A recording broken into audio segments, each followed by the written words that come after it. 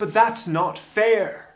Even young children have a strong sense of justice. And in my childhood, that often played out at the end of a meal. There were 4 hungry children at the table, and if more than one of us wanted that last scrap of food, then there was a system. You cut, I'll choose.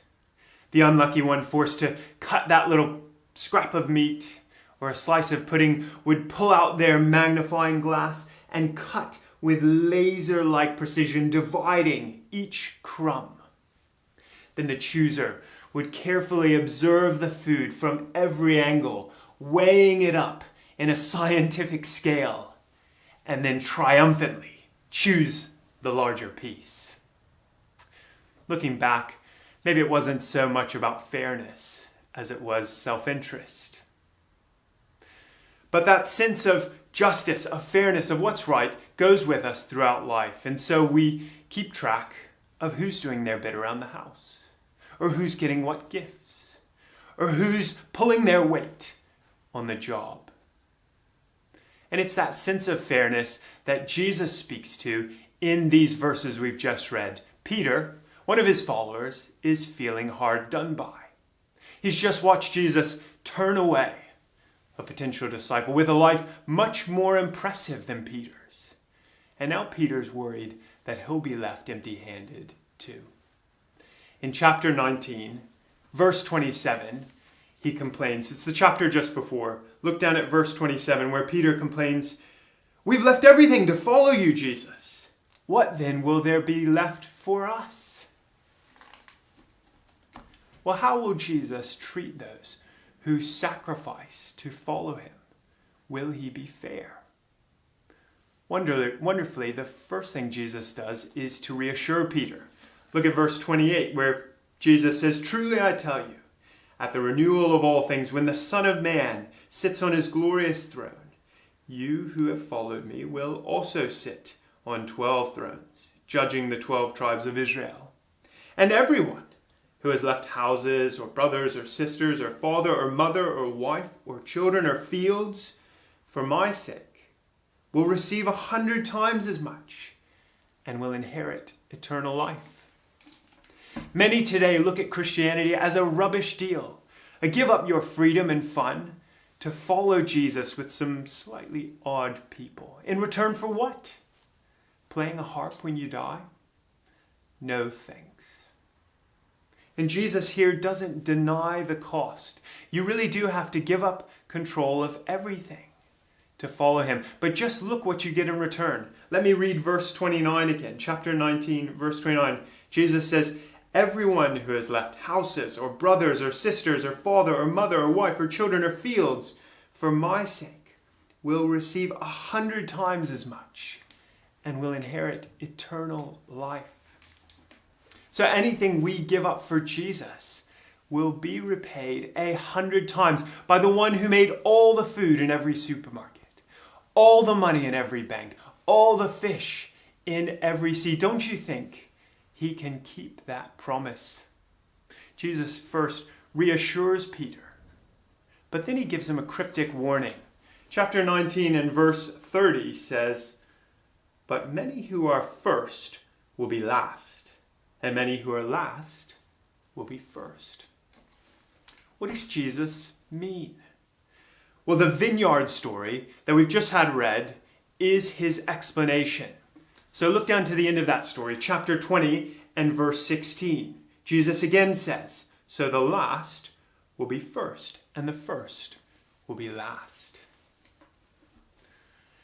Jesus says he'll more than compensate any sacrifice we make for him, but he also has a warning for us, and this story explains. He paints a scene that was familiar to his listeners. It's grape harvest season, a busy time of the year, when vineyard owners need to take extra seasonal help to pick all their grapes. You may remember last summer when there was great concern because seasonal workers couldn't come to the country because of the pandemic. Do you remember that? Pick for Britain. We still have this today.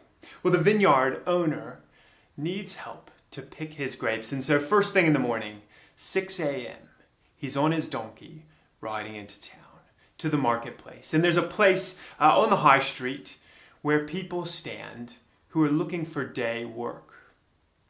He goes over and points and nods to 2 or 3 workers and agrees a wage with them. A minimum wage, about £70 a day. Then he leads them down the road to his vineyard, gives them a basket, and points to the millions of grapes. Get to work. A few hours later, 9 a.m., and those workers are hitting their stride. But the owner is back on his donkey, going into town to find more workers. They're standing there, eager for work, and they run up to him. I think these day workers probably lived hand to mouth, earning just enough each day to put food on the table. No work, no food. So the owner picks a few more workers. Verse 4, he says to them, "You also go and work in my vineyard, and I'll pay you whatever's right." They've missed the first quarter of the day or so they're probably expecting slightly less, £50. A few more hours pass by. All the workers are sweating away in the midday sun, carrying basketfuls of grapes in 30-degree heat. But oddly, the estate owner gets back on his donkey and heads into the marketplace. Why would he go out in such heat? Well, verse 5 tells us he's going to hire more workers, and he does it again at 3 p.m., dripping sweat. Shockingly, even with only 1 hour left in the workday, he makes another trip, and those who are still looking for work hardly make eye contact now. They've been passed over all day, their damaged goods. Worse, they're thinking about what they'll have to say to their wife and children when they get home. How did it go? Not well, no work. Yes, I tried. Maybe the neighbors will share some of their food with us. But the vineyard owner looks them in the eye and says to them, verse 6. He says, "What have you been doing? Why have you been standing here all day long, doing nothing?" "Because no one hired us," they answered. So he said to them, "You also go and work in my vineyard." The workers trot down the road with him. There's only an hour or so left in the day. 5, maybe 10 pounds if they're lucky. But it's better than nothing. Well, the end of the day rolls round and the owner calls to his foreman. That's a bit surprising because the vineyard owner has been acting like he doesn't have a foreman. Just think about it. Why would he run around in the midday heat looking for help when he has an employee to do it? That's like the CEO of Amazon standing outside the job center looking for a few extra delivery drivers. But then things get even more surprising. The foreman lines up the workers, beginning with those who'd arrived last. The first to arrive are a bit annoyed. After 12 hours picking grapes in the sun, they were hoping to get out first and get home for dinner. But their eyes light up when they see what happens next. The foreman calls over the workers who've worked just 1 hour, and he starts peeling off their wage. 10, 20, 30, 40, 50. Got more in here. 60, 70 pounds. A full day's wage. They're stunned. And they run home breathless, eager to celebrate with their families over a happy table full of food. The other workers start running the mats. They're imagining steaks for supper, new clothes, maybe even a holiday at that rate. But then the foreman calls up the next workers. 3 hours work, 70 pounds. Strange. 6 hours work, 70 pounds. 9 hours, 70 pounds. 12 hours, 70 pounds. Their faces fall and they complain. Look at verse 12. Verse 12, they say, "Those who were hired last worked only 1 hour," they said. "Why have you made them equal to us, who have borne the burden of the work and the heat of the day?" They weren't in the market at 6 a.m. They probably weren't even awake. And they didn't put themselves forward. They sat around playing cards while we broke our backs for you, while we sweated and bled for you. For this? What's going on? We need to see that the owner has deliberately provoked them by paying them last. Just think about it. He could have started with the first workers and they would have been satisfied with the 70 pounds they had agreed on and left.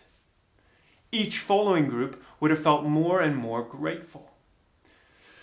But the owner flips the order around to make each group more and more disappointed. Clearly, he's trying to make a point. Jesus is making a point. Jesus wants to show us how God's generosity angers the deserving. Do you remember Peter's question? Peter said, "We've left everything to follow you. What then will there be for us?" Well, Jesus first reassured him that his sacrifice would be more than repaid. But now, in this story, he's putting his finger on Peter's deserving attitude. Peter, his disciple, is behaving as one of the first workers, expecting special treatment. And before we click our teeth at Peter, let's remember that he really was first. In chapter 4 of Matthew's Gospel, Jesus called Peter and his brother Andrew his very first disciples. And Peter is not exaggerating when he says that they left everything to follow Jesus. They dropped their nets, left their boats behind, their lifelong homes, maybe even a wife and children. And Peter was laughed at by his fishermen colleagues. "How's that revolution going, Peter?" 13 grown men wandering around in the countryside with nothing. "The Romans will be shaking in their boots when you show up in Jerusalem." Peter's been hungry with Jesus, sleepless with Jesus, laughed at with Jesus, threatened with Jesus. And so he's understandably annoyed when Jesus cuts him off and criticizes him in public. He's frustrated, chapter 19, when Jesus seems more interested in little children than in him. He's given up everything for Jesus. And so he expects Jesus to treat him accordingly. Wouldn't you? Well, we are not Peter, but we're still good at putting ourselves first, at expecting special treatment. A well-known British actor imagines standing before God on Judgment Day and saying to him, "How dare you create a world in which there's such misery that's not our fault? It's not right. It's utterly evil. Why should I respect a capricious, mean-minded, stupid God who creates a world with so much injustice and pain?" Well, we wouldn't say it as strongly as him, but we all think at times that God has mistreated us, not given us what we deserve, that we can put God in the dock. That's the world we live in, and Christians are not immune to it. We don't like it when others get what we deserve, the job we want, the house we want, the relationship we want. When they're invited over for a meal before us or asked to lead a ministry, when they're celebrated instead of us. When I graduated theological college, some awards were given out. And as I watched some of my dear friends walk across the stage to collect their prizes, I celebrated. But I also felt jealous. That should have been me. We're good at ranking ourselves first, and we also do that with our church. We rank it first. Recently, I read a pastor describing his motivation for planting a church. He said, "When I moved to Birmingham to church plant back in the 90s, I thought we were the answer. Everyone else in the city who'd been faithfully laboring for years and years clearly weren't doing it right. What the city desperately needed was for us to plant a proper church that would somehow spread through the whole city and put right what all the other churches were doing wrong." Isn't it tempting to think that way about our church plant? that we deserve God's blessing. Well, how will we feel in 5 years if City Church Chelmsford has grown little while another church has taken off? Or what if the people who are connected to our Christians Against Poverty Debt Center all end up in other churches? We are the deserving first workers, and so we need to hear Jesus' warning. Let me read chapter 20 and verse 13. Chapter 20, verse 13, the vineyard owner says, "I'm not being unfair to you, friend. Didn't you agree to work for a denarius? So take your pay and go. I want to give the one who was hired last the same as I gave you. Don't I have the right to do what I want with my own money? Or are you envious because I'm generous?" So the last will be first, and the first last. Is the owner being unfair? Well, no. He gave those workers what they agreed to. It's his money, and he can do with it what he wants. If that's helping the jobless, then that's his choice. The problem is not with the owner's generosity. It's the worker's deserving attitude. And that's the meaning of verse 16. The last, with no expectation, become the first, delighted in generosity. But the deserving first, expecting special treatment, become last, disappointed. Well, this story leaves us hanging. It doesn't tell us how those workers respond. It's a bit like the story of the prodigal son. If you remember that, the jealous older brother sees his father's generosity to his undeserving younger brother, and he storms off. What will he do next? The open-ended ending is an invitation. If we can see ourselves in Peter and these first workers, then we're left to choose the ending of the story in our own lives. Or we can keep waving our achievements in God's face and complaining. Or we can recognize how selfish we've been and apologize unreservedly with empty hands. And if we do that, then we'll find ourselves living into a better story. Jesus is telling this story from the perspective of the deserving, who see the Christian life as toiling away in the hot sun for an unfair wage. But Jesus uses the vineyard because he wants to remind us of a better story. The Bible is filled with stories about vineyards. Try Isaiah 5 or Psalm 80 or John 15. And in those stories, God is the worker. He buys the land, builds a wall to protect it, turns the soil, feeds and waters it, cultivates the vine, and celebrates the fruit. The first workers are blinded by their pride, but even in this story, it's full of God, the owner's goodness. In verse 4, he does what is right. In verse 13, he's not unfair, he's generous. He doesn't sit in his air-conditioned house sipping wine and counting his grapes. He goes out in the heat of the day to help people in need. And he doesn't just send his employee. He does it himself. He sacrifices his time and comfort and money to serve people. That is the gospel, the story of the cross. And so it's not an underpaid chore working for God. It's a brilliant life, full of meaning and security and purpose and dignity now and forevermore. But here's the key. We don't earn that.